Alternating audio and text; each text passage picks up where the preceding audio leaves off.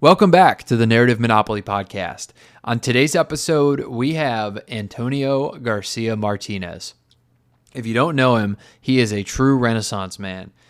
He wrote an autobiography, Chaos Monkeys, which was a bestseller that detailed going from UC Berkeley's PhD program to Goldman Sachs to starting a YC company, AdGrok, which he eventually sold, to going to Facebook's ad exchange team. And now he is the author of The Pull Request, which he gets into why he started that and what it's all about. Highly recommend you subscribe. But this is probably the fastest paced conversation that we have on Narrative Monopoly, and it does not disappoint. So without further ado, let's press play.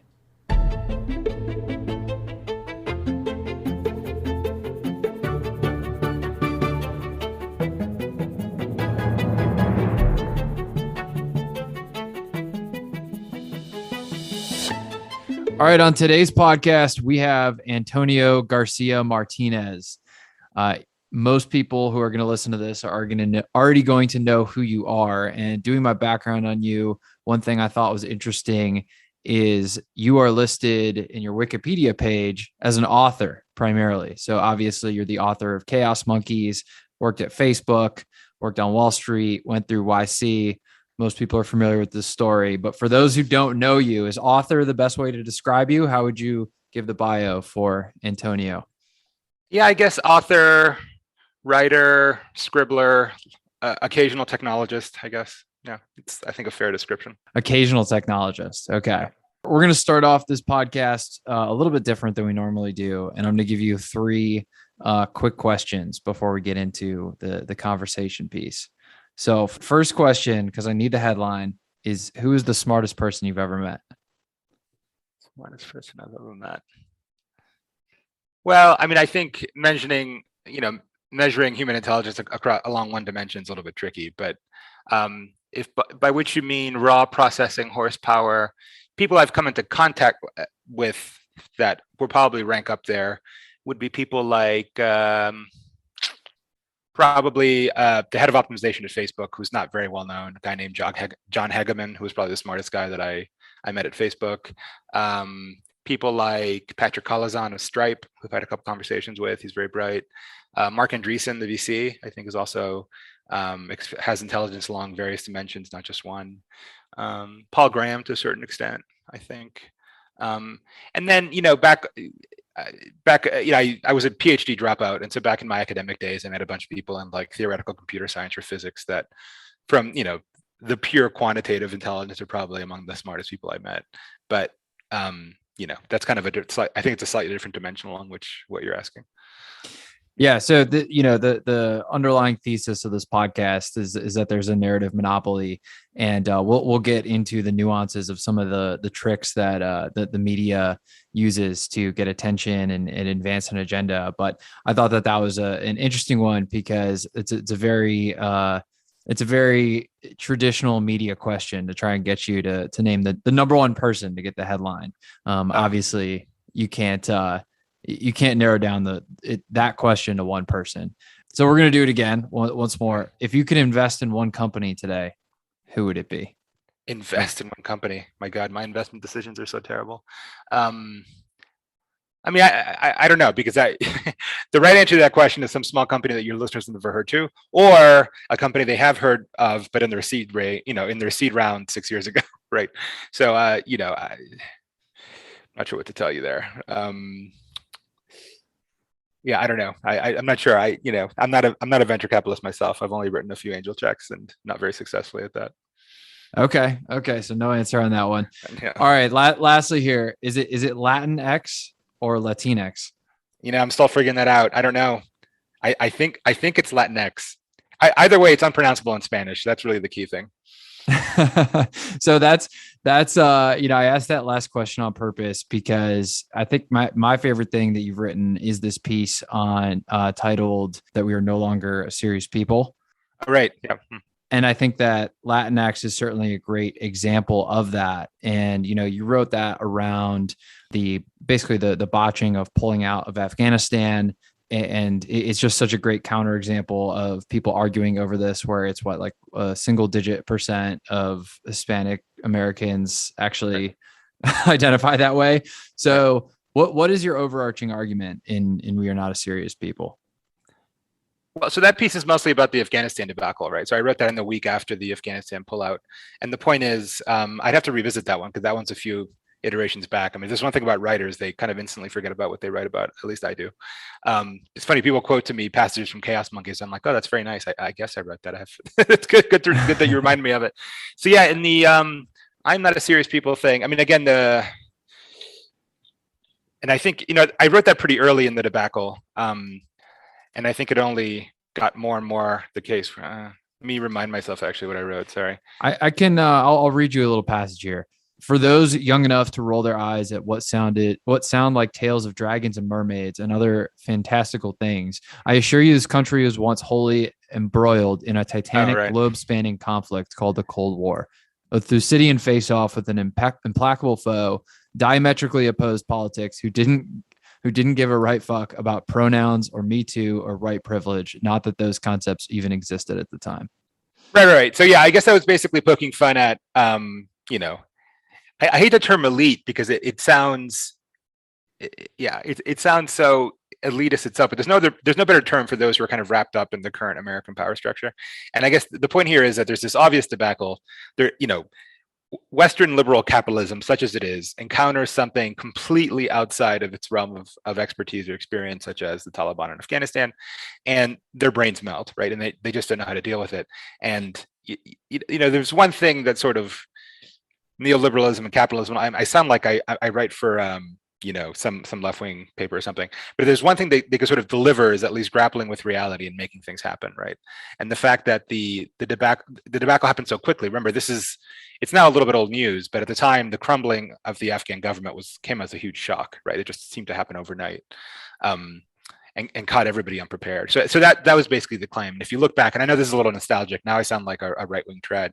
If you go back to, I don't know, the 60s, 70s, and 80s, there was real sort of external threats that our power elite sort of grappled with that were not just subject to media manipulation, right? The other thing I think I touched on, and I included some tweets, is that a lot of the people that are very prominent in either the current administration or the current Democratic Party grew incredibly silent when it came to the Afghanistan debacle and seemed to have nothing to say about it, right? This thing that was obviously the sort of preponderant issue of the day. So I think that's what I mean by fundamental unseriousness. There's a certain thought among, again, I'm using the term loosely, elites, that reality is kind of optional, right? And that we all choose, and this is the sort of theory of Bruno Massais, who wrote this book, about how Americans are choosing to disappear into an illusory reality. And of course, the reality is that, reality bites back occasionally in the form of the Taliban, say, a 7th century religious thinking suddenly showed up on 21st century, liberal capitalism's doorstep, and we didn't know what to do. And again, I think that's fundamentally unserious, particularly when you consider that, this isn't just some status game. There's real outcomes to this, right? After I wrote my piece, there was this business of this drone strike that the New York Times actually did a very good report on, in which it turns out an entire family was wiped out, including something like 7 children. And so there's an actual cost to these mistakes, right? It's not just like a Twitter dump. And the guy that they killed was one of ours. He was an Afghan national who worked for us. Okay. Yeah. I mean, I remember reading beginning to end the coverage at the time. The details were still a little unclear. I wasn't aware that he was actually in the employ of Americans, but it was obviously a complete screw up. The sort of thing that would cause ministers to resign in a normal democracy, right? Basically nothing happened. And again, there's just zero accountability to what are obvious, complete screw ups. And so that's what I mean by unseriousness, that we have deadly serious problems to deal with, and we have an unserious elite dealing with it. Why do you think there is no accountability? That's a good, well, because I think fundamentally I think the U.S. is only a very weak democracy, right? In some sense, again, if this happened in, I think, a typical parliamentary democracy, some scandal in which civilians were just, you would have at least the minister of defense or something resign, and if it got bad enough, there might be a no confidence vote, and the entire government would fall and be replaced, and there'd be an election. But the U.S., I mean, the democracy doesn't work that way. You don't have no confidence votes. And two, I think there's just, I think power elites have been insulated from the outcomes of their policies for a very long time. And you can find many examples of it. You don't have to go as far afield as Afghanistan. You can look in San Francisco, right? San Francisco, in my opinion, is in the middle of an urban crisis along many dimensions, from homelessness to crime to the school system. There's just many things that are breaking, right? And there hasn't been some restock of power. A mayor hasn't resigned. There has been a recall vote for the school board finally, so there is some measure of accountability. But that's only because we have a recall mechanism in California, and if you get enough signatures, you can sort of do something. But at the national level, I mean, there is no such recall mechanism, right? Other than the presidential elections themselves. I actually remember I deleted Clubhouse from my phone, but I remember a few months ago when Mayor London Breed was asked a question in a Clubhouse room about San Francisco, about the housing, and her answer was entirely about climate change and what they could do, like make the buildings green. And anyone, I used to live in San Francisco, anyone that has lived there knows that the housing crisis is absolutely a real thing. And anyone who is basically below a net worth of $1 million is just pretty much SOL. And to live anywhere near there. And so, and then you contrast that with the impact that San Francisco housing could have on global carbon emissions, which is just, it's completely trivial. So yeah, I mean, I think yes. Well, I think a lot of these elites and politicians have always sort of, tried to sort of deflect blame, right? Like this is hardly new, but I think what you're highlighting is the consistency of people pointing to some progressive cause that is sort of this hot button issue that will get traction on Twitter and wherever else, and pointing to that. Like again, climate change. Like there's a housing problem. Like you're the mayor of a city, right? You're not going to save the world. Sorry, I hate to break it to you, right? Your problem is the rampant homelessness, the rising cost of housing, all the things that your constituents are worried about, right? Not solving the global climate crisis or whatever. Which, as you highlight, San Francisco would have minimal impact on in any way, shape, or form. But it's weird that we've gotten to a certain political point, and this is true on the left and on the right, by the way. But we're talking about a blue city, so it's the left. But there's always this hot button issue that has some sort of transcendent religious importance, whether it be wokeness, whether it be climate change, that you can just invoke, and that just trumps that just takes all the air out of the room, right? And you can't just do the boring business of how do we fix the fact that a one bedroom costs $1 million in San Francisco? Because no one actually wants to govern and solve real problems, because it's unsexy and hard and difficult and dangerous. So I think that's part of it. And again, I don't know how we got here, but I think if there's one little epitaph you would have on this entire age, it would be elite failure, right? The failure of elites, both right and left, but again, we're talking about left-wing cities, the failure to actually live up to their obligations to, a democratic society. Well, I do think, you mentioned that you barely remember that piece. I thought that piece, I mean, that encapsulates what I see as the biggest problem in society with our elites, is that lack of seriousness. And it's entirely across the board. Now, obviously, so Martin Gurry is a common friend, put us in touch, get you on this podcast. So thanks, Martin. And, the thing that he, in his thesis, he says, I'm not a prophet, I'm not a fortune teller. And so I would actually throw it on you of, how do we get out of this? And you mentioned the accountability piece. Like, what is, maybe it's a choke point of accountability. Maybe it's the fact that the media does not actually serve in the quote unquote watchdog role that they say they do. Maybe it is the structure of democracy. I mean, in the United States, I'm also a fan of systems level reforms rather than election to election. So where do you see the choke point that could solve this problem?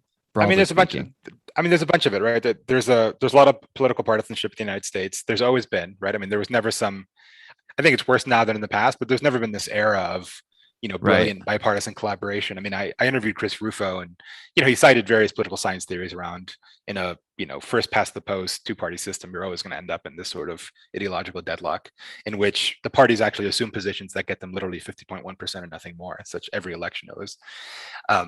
So I think that's probably part of it. I think Trump just was like a nuclear bomb thrown into the American political consciousness, and the needs to fight the perceived threats of this budding fascist dictatorship called Trump meant that truth had to go a little bit out the window, and everyone that was a documenter of reality had to become an activist about reality, right?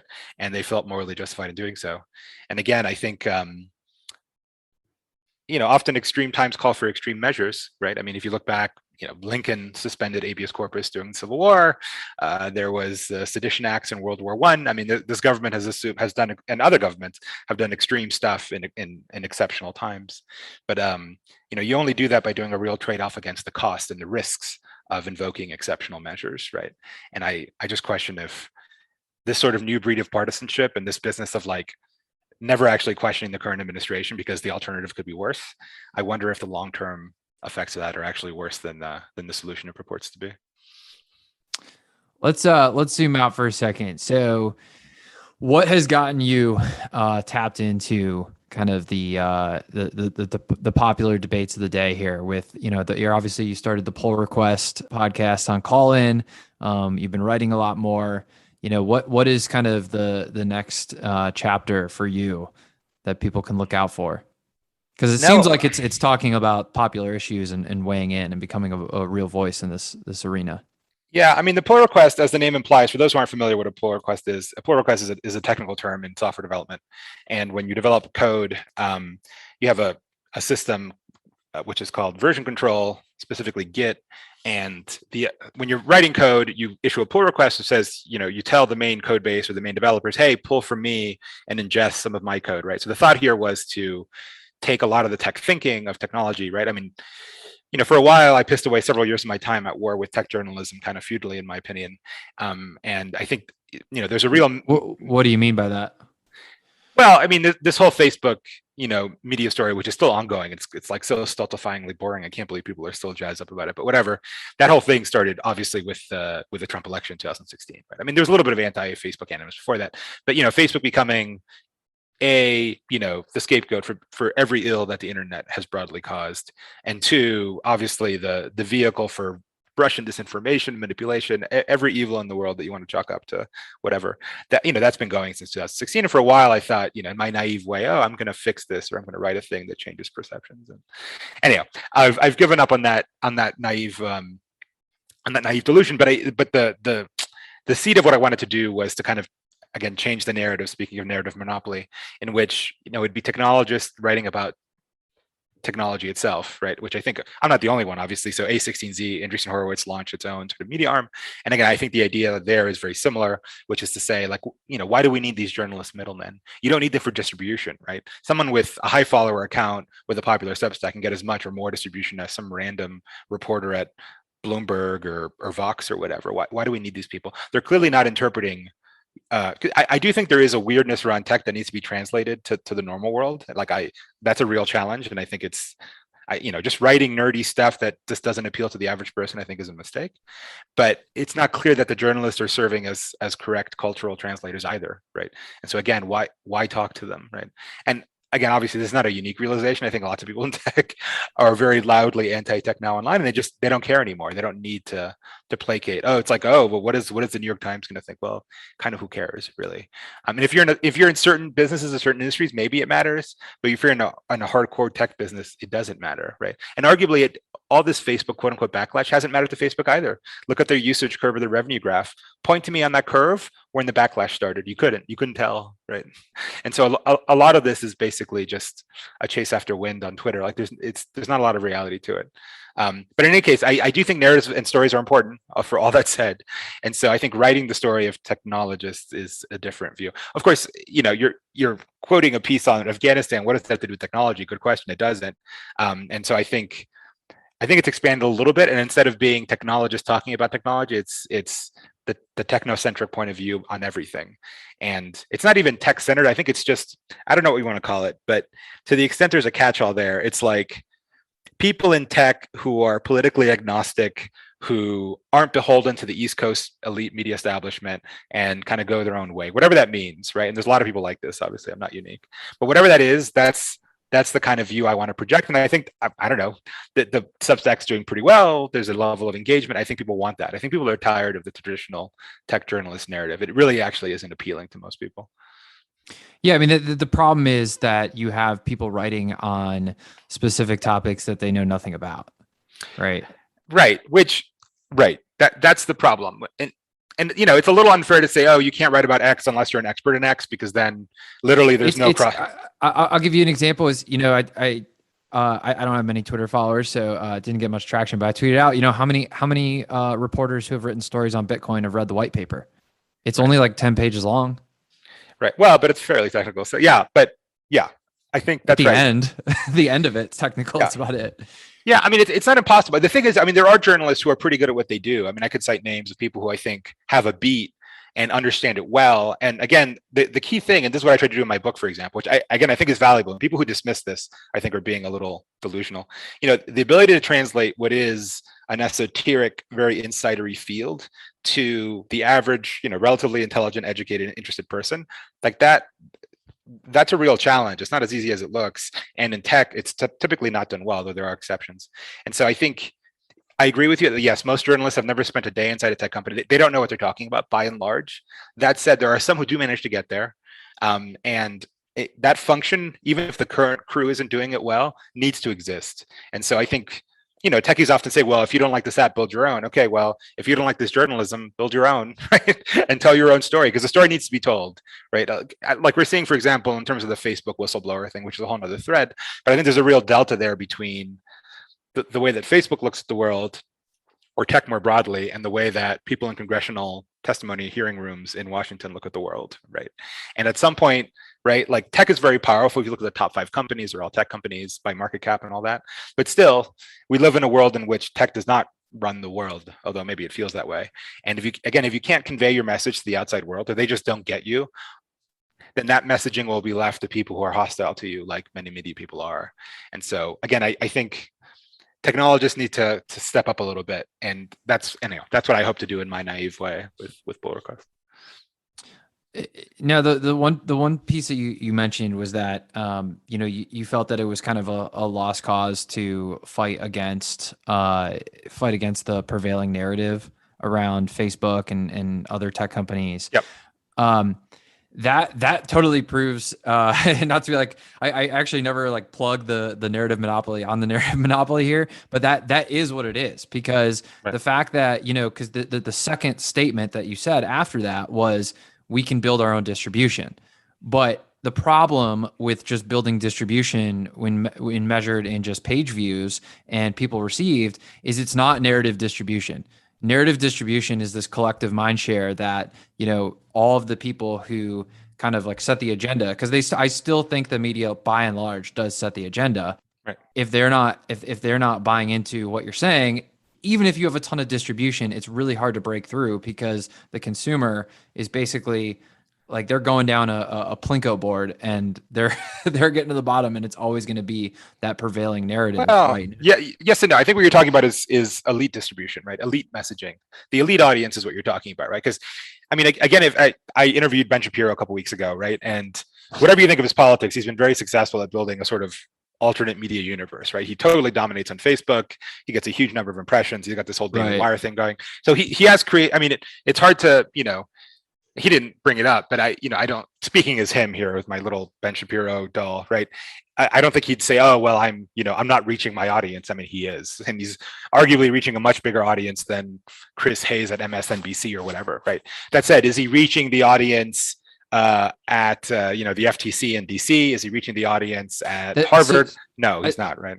That's actually not really what I'm referring to. I'm referring to the fact that I would argue the quote unquote crisis at the border, when it got a ton of attention, and I think like 2017, was an order of magnitude less than what's happening right now, and yet you hear absolutely nothing about what's happening right now. That's not totally true. Again, I sound like I'm some sort of Ben Shapiro stan when I'm not. But like Daily Wire is writing daily pieces about it, and I don't know what their engagement stats are, but I'm sure they're probably huge on Facebook.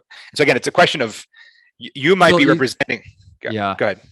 I was going to say, so you're saying that basically it's these different information streams, and yeah. I mean, you see the collision in real time. Look at, again, I try not to take sides in the cultural war debate, but I'm citing kind of the meta point about it. Look at the CRT debate, right? And you've got one thread in that CRT is either good or not objectionable, and we should teach it. And the parents who are objecting to it are actually potentially domestic terrorists or otherwise kind of dangerous elements of society. And you've got another one in which CRT is horribly un-American and it's a patriotic thing to object to it. I think both of those messages are getting out. I think they're getting out to very different sets of people, right?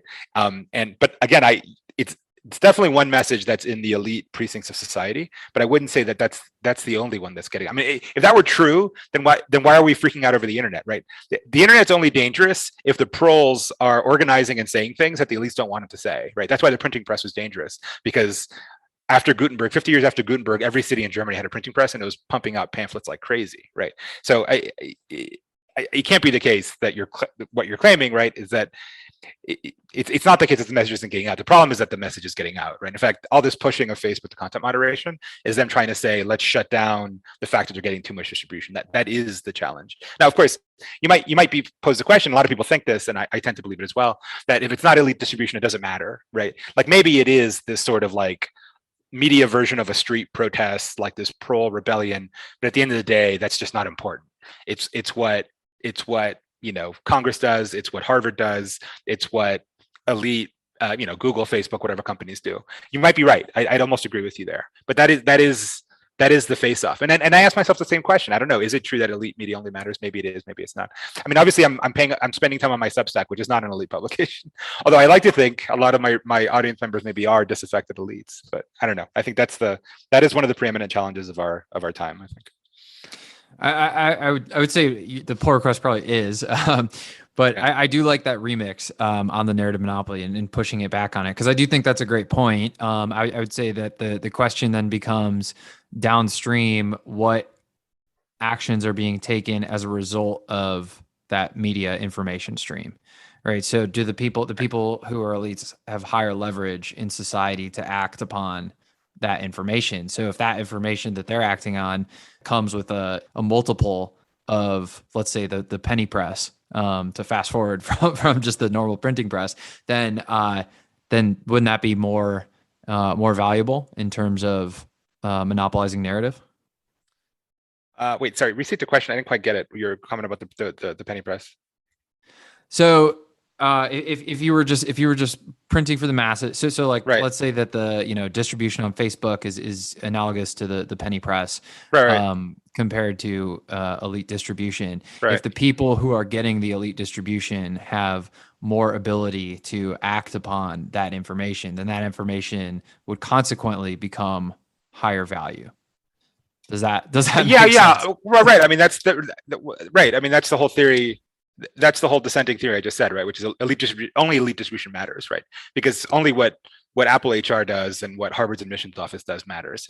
And I have lots of friends who believe that, and I'm kind of sympathetic to the view, yes.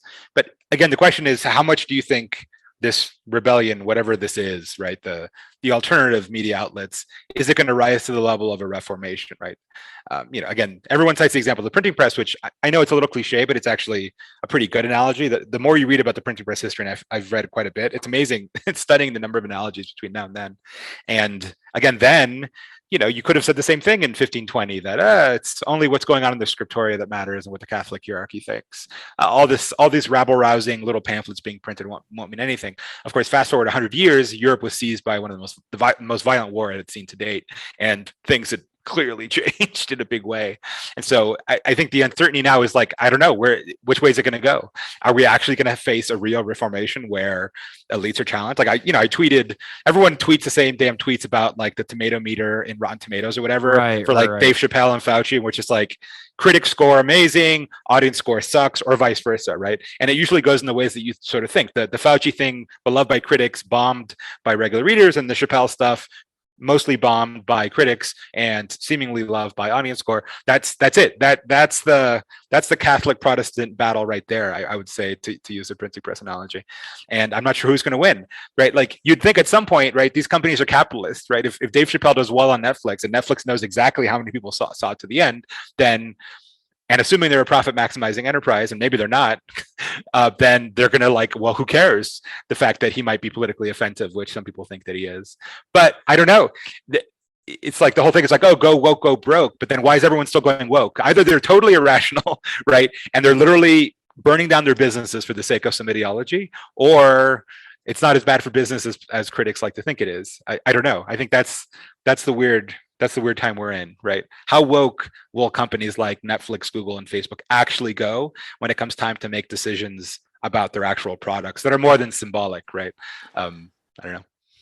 Now, how do you feel about kind of you have a finite amount of time, how much time you spend going back to the beginning of the conversation on a problem like figuring out how to get all of our people out of Afghanistan, and that whole policy broadly speaking, versus something like, okay, CRT, it's like everyone's talking about woke politics, and it's like kind of just this like tinny thing that it feels like it's just the flavor of the day, and it's not like as serious as like an Afghanistan policy. Yet you also don't want your kids to learn that America is like inherently a bad place and everything, and so it's like how do you operate within this political sphere in terms of focusing your time on things that are, I'm not going to say they're a distraction, but in this analogy, like more or less a distraction versus like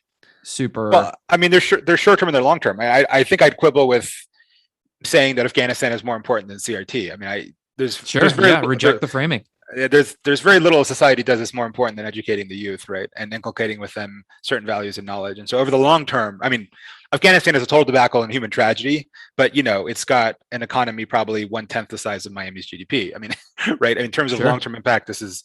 But that said, I still think it's super important, and obviously was embarrassing and tragic. Everything, all the mistakes that happened, all the deaths that happened. To be clear, I'm not diminishing it, but if you're comparing that can I swap out China? Sure. Can I? Well, China's obvious. Well, okay, but that's we've gone up by many orders of magnitude now, right? In terms of scale of country and size and all the rest of it. But even then, I would say how you educate the American youth is as big a deal long term as foreign policy towards China. Absolutely it is. And that's why people are freaked out about it. Why do people get so freaked out over CRT? It's because the stories and narratives, and this gets to another post I did about Judaism, which sounds unrelated, but it's somewhat related, which is the stories we pass on to our children and the next generation are in fact the most important thing we do. Right. And so that's why I think you're seeing all the drama that you're seeing around CRT. Okay. So there's no you reject the framing of single important or stack ranking these issues. And I mean, look, you can walk and chew gum at the same time. Like it is true that attention is zero sum to some degree. So it's not completely the case that, we can talk about 50 things at once as like top, as front burner issues in the national dialogue. That's not true. Even though the federal government does, a million things right behind the scenes. So there is a certain zero sum quality to media. I concede that, but I don't think there has to be the one. In fact, that's one aspect of the internet that I think is super corrosive. And well, there's many aspects of the internet that I think are intellectually corrosive, but one is that feeling of the eternal present, right? Like there's today's Twitter scandal, which you get very excited about, and tomorrow we utterly forget about it, onto the next scandal. And we live in this perpetual amnesiac sort of tizzy, and which I think the internet has helped create. And in that world, I agree with you. You have to pick like the one thing to talk about because there's just nothing else. But I don't know that that's actually the best way to manage society. Not that, of course, there's any way to regulate that into existence. You can't like turn off Twitter or whatever. But anyhow. So back to your earlier analogy, I believe the 30 Years War. Are we just in the early inning? Is this like the first inning? And we as humans, we've been around for like 200,000 years, been, developed humans for like 50,000, and, modern society less than 5,000 years. So is this just like, oh, wait a second, we've had the internet for what, 30 years? And now, to put that time scale and that into perspective, the time scale, like, are we just figuring it out right now and it's going to look totally different in 100 years? Like what's your take on that? Well, as background to many of your listeners probably aren't familiar with the 30 Years War because it's one of these things that tends to get ignored in American historical education, but it was the big war that basically defined. It was the violent eruption that came after the Reformation, right? So the printing press was roughly in the 1450s and 60s, and there was a number, Martin Luther was in the 1520s or teens or so, and then this really came to a head. And mind you, we're talking pretty long time scales, right? So it took about a century and a half to go between printing press and like the global conflagration that killed millions of people, right? But of course, things move slower then. But it took a long time for the printing press, for the full impact of the printing press to be seen, as indeed, even in our, very fast, internet speed age, I think it's gonna take a while for the internet to really reach its full thing. So, people often say that we're like in a cold civil war right now. I think Noah Smith coined that term. I kind of like the term because it's kind of true. But I think, one advantage potentially, right, getting the counter argument to my Afghanistan debacle piece, right, the unserious thing is that like, well, sure, it's unserious when you deal with reality. On the other hand, making certain things unreal might be an advantage, right? Like the fact that we don't have a civil war, right? Like everyone who thinks a civil war is going to happen, I think is catastrophizing. I mean, who knows? 100 years from now, who knows? But right now, it's just not going to happen, because whatever that urge is sublimated. It's not by the North Carolina National Guard shelling a federal fort like the Civil War started, right? It's Twitter wars and virtual conflict that doesn't really end up in anything, right? And cancellation, as bad as it is still better than execution, right? And so it's this very soft battle and this soft dictatorship, which it still sucks, right? But I just don't see that level of violence erupting. But who knows? It's possible. I do think. That doesn't mean, of course, that things like a political crack up won't happen, right? You're seeing political dysfunction as it is between, states. Everyone, the history of the United States has been some political faction trying to use some mechanism of the federal government to impose its interpretation of the Constitution on the other, right? And that has been 200 years of American history in one form or another, whether that be the Supreme Court, the U.S. Army, whatever. And we're seeing that now, right? The whole CRT fight is going to be taken to the federal level, and the federal government's either going to impose it or reject, and then states are going to reject it. Same thing with immigration policy, sanctuary cities, same thing around abortion in Texas, right? We have these almost religious schisms that play out in our political culture, right? And they play out by the mechanisms we have at our disposal. I suppose, yeah, and you'd have to fear violence if those mechanisms broke down, right? Then maybe. But again, I feel, for better or worse, I think we're living in kind of a soft civil war situation with soft oppression. Yeah, I do think what gets lost around the Civil War commentary is that the northern and southern economies were more or less decoupled and actually almost at odds with each other in terms of federal policy, specifically tariffs. So that actually, I feel like, drove a lot of the animus before the war. And right now, I mean, the United States is very much an integrated economy across states. But even more than the economy, right? It's like, it goes back to Dan Savage's piece in 2004, whatever it was, about blue states and red states, right? There aren't really blue states and red states, right? There's blue cities. There's an archipelago of blue cities and a red sea. That's what the U.S. actually looks like. And I'm sitting in one of the blue islands right now. I'm in Nevada, but I go 2 miles that way. I'm in the Red Sea again. I drive 3 hours. I'm in San Francisco. And so the fact that there would actually be a geographically separated actual hot war, it's impossible. How would you fight it? What's going to happen, right? The Reds in the Central Valley are going to invade San Francisco, and then what? Like, they don't control ports. They don't actually control a cohesive state government. How would secession even work, right? Anyhow, this is all ridiculous wargaming, but I think it'd be almost impossible to imagine such a scenario. I do think you could have things like political terrorism. If you look back in the 60s and 70s, you had lots of political terrorism of various flavors, and in fact, we haven't even gotten back to those highs if you look back at the number of bombings per year in like the early 70s, it's shocking how many there were. Isn't it like 1,000 or something? It was several a day. Yeah. Just going on for a year or two. Some of them were like small time stuff, right? Like without any casualties or anything. But so I guess we've got a long way to go before we start testing like historical thresholds of violence in this country. But again, the flip side of that is like, well, the people are way more sensitized to violence and frankly not as tough as they used to be. And so maybe they'll overreact to provocations more strongly. I don't know. Maybe so. Nobody knows what they're talking about, man. No one knows what's going on. That's one lesson I've learned from my trajectory through life. There's no secret room where all the competent people are sitting there making decisions. That room doesn't exist.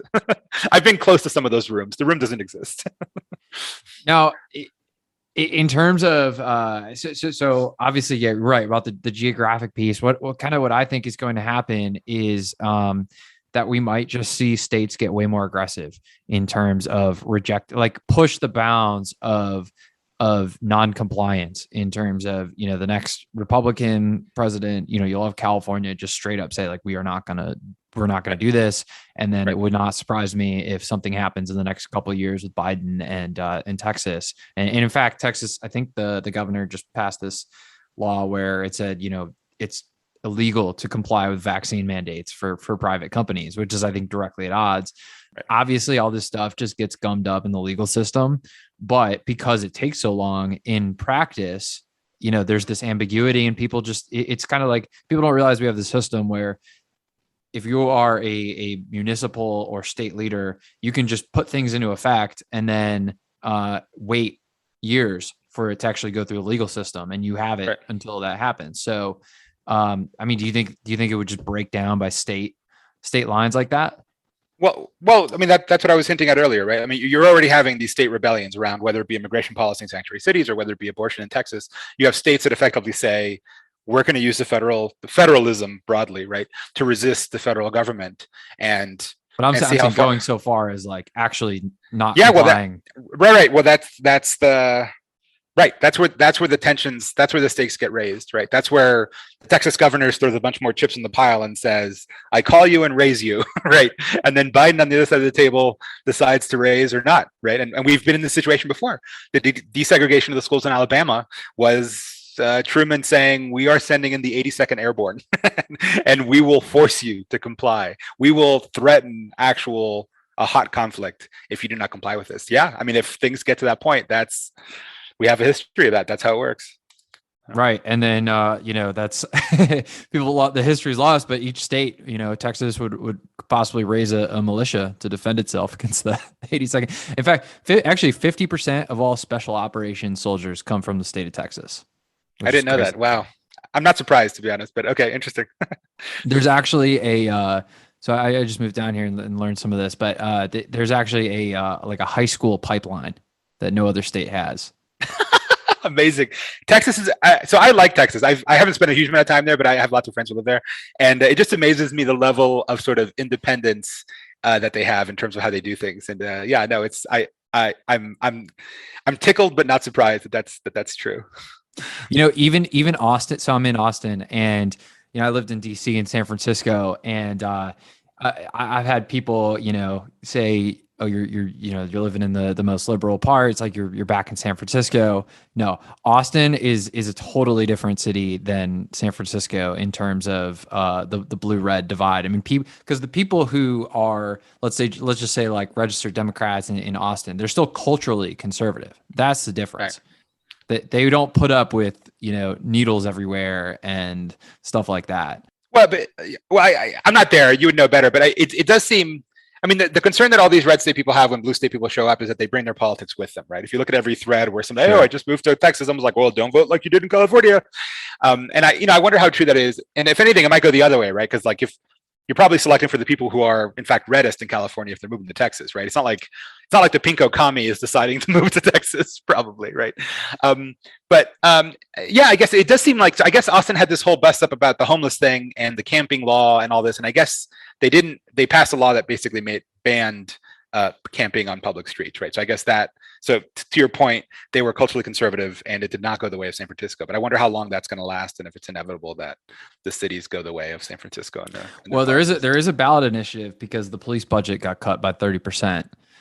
Yeah, so they that's a pretty big one. But I will say the camping, which I reject the euphemism, but the homeless people in the streets, it's nowhere near as bad as Sanford. Like we're talking, a fraction, a tiny fraction. Right. It's like one place downtown and under a few bridges. But so I do think that good governance is valued in terms of the information piece of this, though. So back to the printing press corollary. So you were saying that this plays out. So how does the, obviously that led to a hot war. How does the information piece play into this in terms of the federalism the divide between states from federalism? Yeah, no, I mean that's one of the things that obsesses me and that I've talked about with Martin actually. The disconnect between I think if you were to ask me what's the biggest thing that happened in the past 300 or 400 years, I mean, there'd be a number of things, but one thing that I think is a little bit underrated or at least not mentioned is the decoupling of how information flows from how matter moves around, right? The fact that we've decoupled atoms and bits, right? Which I know might sound odd, and if you're younger people are like, well, what do you mean? How is that crazy? But like, I'm older. I'm not that old, and I'm old enough to remember when like letters were that was how most people communicated over long distances because phone calls were expensive, right? Like you literally wrote on a piece of paper, sent it, it got there 4 days later, you responded 4 days later, right? Like the amount of information you could absorb. Like if you read a magazine, I was raised in Miami. If you want to read the New York Times, you have to read like the physical paper that arrived either late or was printed locally or whatever. But it was a big deal, right? And so the amount of information that you could actually absorb from far away was relatively limited when before the modern internet, right? And what that creates is that again, humans are so good at taking a symbol, whether it be text or an image, and treating that thing as reality, right? Like you read about, I don't know, a crouching tiger in some adventure story, and your pulse quickens as if you were standing in front of the tiger. It's very strange, right? No other animal would look at scribbles on a piece of paper and have a fucking adrenal response because there's a representation of a thing that is supposed to be dangerous to them. But humans do, right? They take the virtual for the real, and so given the human penchant for sort of symbolic understanding of the world, and given the fact that the symbols just zoom around now faster than they ever have, you have a decoupling between what is your physical geo and the community they actually think of, right? So again, getting back to the whole blue state, red state thing not actually being true, you have blue cities in a sea of red, right? Like, what is it? The question was like, how does federalism work in this world? I don't know, right? Because the reality is like, even in Austin, right, the sort of information stream that you're exposing yourself to is probably pretty elite and not that red statey actually. But you go out to I don't know, out in the wilds of Harris County or out in the hill country or whatever, you've got people consuming whatever, Fox News, Ben Shapiro, whatever. You're given the gerrymandering in Texas, you're in the same congressional district. I've actually reported from Austin, so I know a little bit about local politics. You're actually in the same congressional district, right? You're in the same bizarre gerrymandered district. Chip Roy is technically my congressman here. Yeah, I know. Yeah, I covered that race that he won. Actually, I read along his Joseph, what's his name, was his opponent that lost. But in any case, yeah, I mean, how do you deal with a world in which your information dies from your identity, how you even perceive the world, like epistemically, what you consider to be truth is different than the guy 50 miles down the road with whom you, in theory, share a polity with. I think it's impossible to do, right? Because I mean, I'm someone who was raised kind of in two worlds. I was raised in Miami. My parents are Cuban. I'm a Spanish citizen, but also American. You know, the Hispanic and the Anglo worlds kind of overlap. They're both kind of from the Western, but they're also very different, right? And so I've just seen how culture affects your perception of the world, right?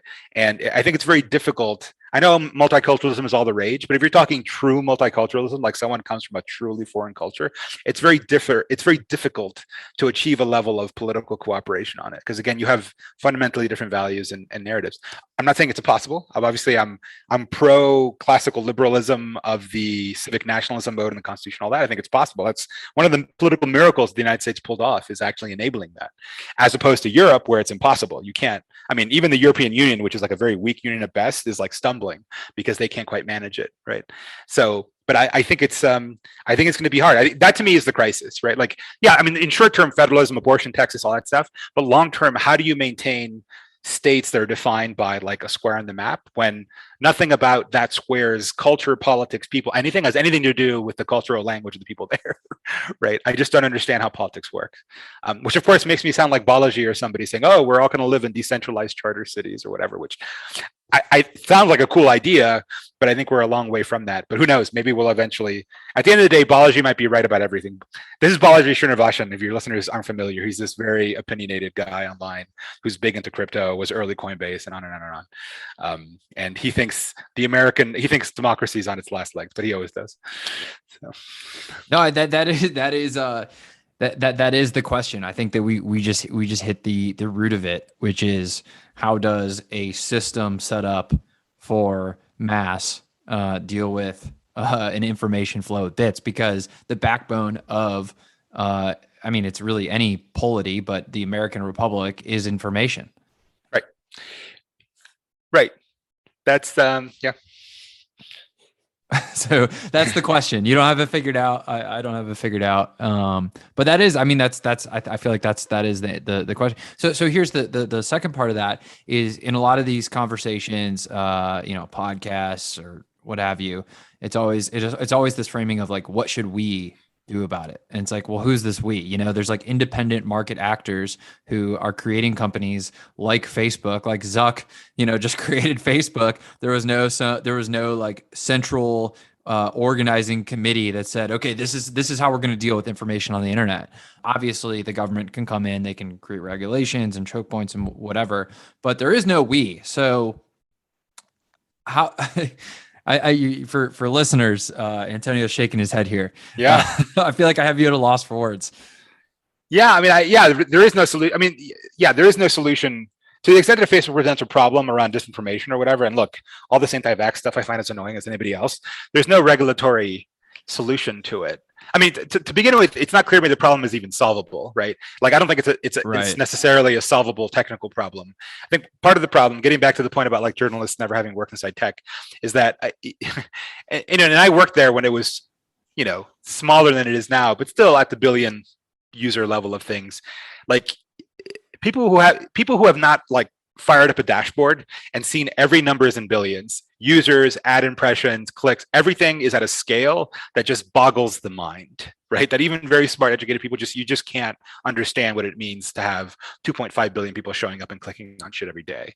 And to think that we're actually going to police either truth or politically deleterious speech or any of that at any scale that would pass the, oh my God, the screenshot level, oh, look at this crazy thing that Facebook showed me. Facebook didn't show it to you. Somebody posted it and it got through the algorithm. Facebook is not showing that to you, right? But the fact that we're going to solve that problem, I think, is just impossible. It's never going to be solved. The AI isn't good enough, and Facebook doesn't have enough people. I mean, if they had 1 million people, I understand that like the Chinese censoring system has employed literally hundreds of thousands or millions of people. If you're operating at the nation state level and employed 1 million people to police 330 Americans' speech, maybe you could technically do it. Now, I'm not saying we should, to be clear, but just as a technical problem, can you do it? I think it just can't be done. And so I'm not sure what we're talking about when we're thinking, oh, we're going to regulate it and they're just going to fix it. It's not going to get fixed. It's never going to get fixed, right? I mean, I think sorry, go ahead. No, I was going to say that's right. And so I would throw back is like, how would you, instead of saying, okay, like here's the solution that you come up with, that's soundbite or something, like how would you reframe it? How would you reframe this discussion? I mean, you would reframe it with an eye to fixing it, right? You would presumably speak normatively, right? So like how should this work? I mean, let's go back a little bit. Let's take a historical counterpoint, right? Let's go back again to the analog era, which I'm just barely old enough to remember, right? Like I'm like one of the last of the bridge generation, right? How did people do it in the past? Well, there was mass market consensus, right? And more so than now, I would say, in that there was, Walter Cronkite would finish his transmission. Not that I'm that old, I never saw Walter Cronkite live, but he would end his new thing saying, and that's the way it is, right? And that's it. And America accepted it. Walter Cronkite said the Vietnam War was going great. It was going great. And if he said he wasn't, and that's it. Lyndon Johnson lost the war, right? And so, that was at the very much the national level. At the local level, there was way less control than there is now, actually, right? Some little newspaper in whatever, in the boonies, in wherever, to Washington, Tennessee, where it could say whatever the hell it wanted and reflect a regional culture and regional elites that had nothing to do with New York, SF, LA, like at all, right? And again, the US used to be a lot more fragmented. Like I went to a Midwestern state school, and a lot of people there, they went to their local state school. They were very bright, motivated people. Like, these people aren't idiots, but they didn't just go to San Francisco and live in a little dumpy 1-bedroom in the Mission. They like, no, I'm going to stay in this state and marry somebody from here and make my life here. And there's a local paper and local whatever. And that is decoupled from the mass market narrative. That's kind of gone, right? Like that. So that's how, in the past, that's how that tension was resolved. Because we used to have all sorts of regional differences. I mean, politicians like Huey Long in Louisiana, this sort of demagogue, right, that would have had no place and would have been butchered by the current media elites, it was a thing in Louisiana, for better or worse, right? So one way the crowd would say, well, go back to regionalism, go back to localism, right? Go back to local media. But again, that implies so much with it. That implies indeed elites, people who have, an elite view of the world, who are, running a paper in Spokane, Washington. Right? Like, how many of those people are there? I don't know. I think going back to the past is not going to happen. And again, I just don't know what the solution is to decoupling information from where you are. On the other hand, let's be more positive about it. So up until relatively recently, I was living on these sort of isolated offshore islands in the Northwest called the San Juan Islands. And, population, I don't know, 16 or 18,000. It's like Orca Islands?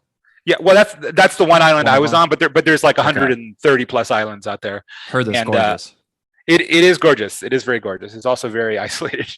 But yeah, it is gorgeous. And 18,000 people or so. They have 2 newspapers, actually. They have one printed on Orcas and one printed on San Juan, which is the bigger one. And it's full. It's full of high school news, local businesses, lots going on these islands. But that's because there is a local community, right? Because frankly, they're isolated. It's an hour and a half ferry to get to the mainland.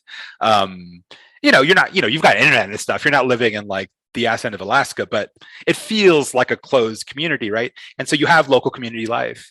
So I think maybe you could have reboots of that pre-digital localism, but it would have to be very special cases, such as, say, Orcas, right, where you have people with communities and families, but that isn't like necessarily a scalable solution, right? I mean, this sounds like the Burkean the little platoons that he claimed would hold together life from the church and all the rest of it. And I'm a believer in that. Like, if you read Tocqueville, right, like his biggest thing he took away from the American spirit was the notion of free association. Every American was a part of was like the centroid of like a Venn diagram with like 6 circles in it, right? And that was the web that defined their life. And we don't have that anymore, right? Like, I'm in one circle. Well, I'm in a slightly strange situation, but back when I was a regular worker bee, I was in one circle, the company I work for, and that's it. Whose little hoodie I wore. That's the end of it, right? There's no functional identity. So again, I think it's hard to go back to that localistic world, in a world in which corporations are basically everything. The government is kind of there, but it's ineffectual. Religion is very much a side role. Labor unions are gone. Regional attachments are few and far between. How do you create a decentralized alternative to the narrative monopoly, to use your podcast name, in that world? I don't know. It takes a lot of institution building. I'm obviously kind of a negative pessimist, as you can tell. Those who are more positive about it are like, yeah, well, we'll just create new institutions, new Substacks, new podcasts, Callin, the social audio app that I'm on now, like all this stuff. Indeed, maybe that's how you create it. Mind you, all this new stuff is like in the spectacle, right? It's like it's all online. We're not actually creating new school systems or new militaries or new university systems, right? It's very much one particular type of institution which exists in this weird techno spectacle. Like the institution that like runs schools in San Francisco is not getting rebooted, right? So I don't know. So again, that's the pessimist side of me coming out, though. No, I mean, like I agree with Jeff Lewis, past guest on this podcast. His take, macro pessimist, micro optimist right now. So that's kind of where I fall on this stuff. I mean, I do think that it's not even, when you talk about localities, it's not even just news media. I mean, why would you get to know your neighbors during COVID when you can just Zoom with or FaceTime with your friends from halfway? And that's not even just COVID, but I think that is absolutely a thing where people like don't get to know their neighbors as much as they probably used to. And I know so many people, it's like, I just don't know my neighbors, Yeah. I mean, well, a pandemic is a unique crisis, right? I mean, you kind of want to avoid your neighbors because of contagion. I remember I lived through Hurricane Andrew, which many listeners don't remember, but it was like the Katrina before Katrina. It was kind of right before the internet era, so we don't have a lot of online stuff about it, but it completely wrecked South Florida, like wrecked. We lived in like a state of nature for 2 months. I mean, we had our houses and stuff, but like there was no infrastructure. It was just gone to shit. And we actually met our neighbors, and there was like the whole neighborhood became this little hunter-gatherer tribe or something, in which we all knew each other, barbecued the food because it was rotting because there was no power. And so I think it depends on the crisis. But you are right that I think it's in the cubes. In the cubes that you've talked in the about. douche cubes. Yeah, I know the douche cubes. I know that I just moved out of. Yeah. Okay, well let's end on this, which is just going from first principles. There's this Henry David Thoreau quote about the Telegram when it got invented. He was basically he's having the same conversation we might be having, where he was critiquing news just in terms of it becoming national. And the quote is, what does Texas have to do with anything going on in Maine? And what does Maine have to do with anything going on in Texas? And it kind of, when you think about it from first principles, why do I need to care about something that's going on in someone else's state? That's like a small thing that really has absolutely no impact on me in any way, shape, or form. I mean, obviously there are some national news stories, but a lot of it really is like, here's this one thing that happened, in this place.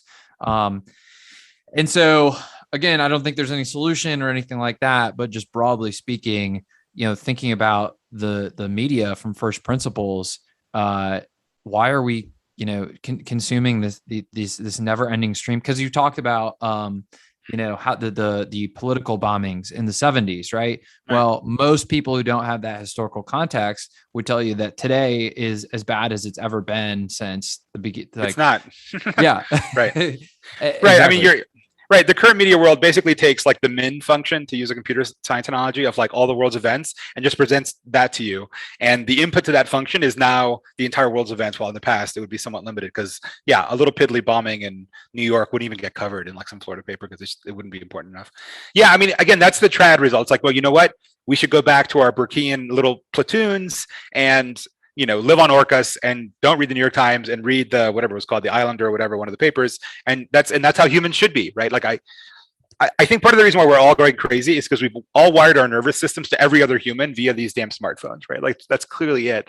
And we haven't developed, I mean, I don't know if it's physiological, but at least the cultural technology to grapple with that, right? And I think, and again, to be slightly sympathetic to the cause of like regulating Facebook or whatever, the big knee-jerk reaction is that the fact that we can frictionlessly share to anybody and stay and share anything is super threatening to elites, obviously, but it is true. It is a source of instability. I mean, I always use this as a counter argument to the regulate Facebook newsfeed algorithm thing. Like, look at WhatsApp, which is not super popular in the US, but it's like the way to message basically every other country in the world. And in India and Brazil, you had all sorts of political hijinks because of basically sharing on WhatsApp. And WhatsApp, if you've used it, it's like the simplest messaging app in the world. Like there's group messages and there's images and there's forwarding and like that's it. It's like basically Apple Messages or Google Hangouts. It's not much more sophisticated than that. And that's enough, right? Because there people get in a group. There's always that one guy who's always injecting the memes into the meme pool who kind of pisses off people, but people also like. He causes a fight. He warps reality for everybody in the group. And then it drives you crazy because you're seeing notifications all day. No algorithms, Facebook not involved, Zuck is not putting his finger on the scale, and everyone is still going crazy, right? That is the fundamental problem. Right. And unless we're launching some new Butlerian jihad, to drop a Dune reference, right, which is in Dune, there's this like pretense that the reason why they don't have good navigation or AI is because as a religion, they just abandoned machine learning at some point in this universe's timeline, which is why you still have cool knife fights and stuff, even though they have like interstellar travel, right? And so unless we have some Butlerian jihad, and basically that's it, we're just killing the internet and we're just focusing on other technologies. We have to deal with the world as it is, right? And that's why I think the conversation needs to move on. Regulating Facebook is not going to fix shit. All this talk is going to look ridiculous 50 years from now. Everyone's going to look like a fool, right? Or it's just going to be forgotten. The same way that all the debates around if you rode too fast on a bicycle, your face would melt off because you're going faster than 20. There was all these moral panics around bicycles as well. We need to start thinking about what comes next. How do we run a world in which anyone can talk to anyone? And sorry, you're not going to get to censor it really effectively. Like what does politics look like in that world? And I'm not sure, because we've just subjected the political system that was raised in the world of pen and paper and letters to this massive shock. And it's kind of reeling and trying to keeping itself alive, as every institution does. And I think, I don't know what it is, but the world of the future 20, 30 years from now politically looks almost nothing like it is today. It's impossible. Well, that's a big take. The Constitution was probably not, they did not anticipate the speed and velocity of information. So we'll see if that stands the test of time. Where can people find you? Oh yeah, so I'm at thepullrequest.com is the Substack, at Antonio GM on Twitter, pretty frequent poster. I'm also spent a lot of time on an app called Callin, which is like a social audio app, kind of like Clubhouse, but I think a lot better actually. It's more like a podcasting thing, and I'm on there probably once or twice a week. That's about it. Great. All right. Well, thanks for coming on, Antonio. Thank you for having me.